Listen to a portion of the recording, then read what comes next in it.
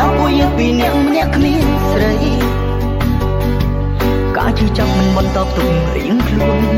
ត្រូវតែសើរឿងមិនស្ងៀមអស់ដៃឆ្លើយប្រាប់មកស្រីកុំអំនេះតើបែកបងឬបែកគេមិនអាចទេបើត្រទាំងពីរស្នេហានេះបានក៏ទីគឺនៅតែចាំអូនបែកមួយណាបើមានបងគឺអត់គេបើមានគេអូនកុំឆ្លេឆ្លាកុំរលំរកបងណាចង់ប្រាប់ថាបងលែង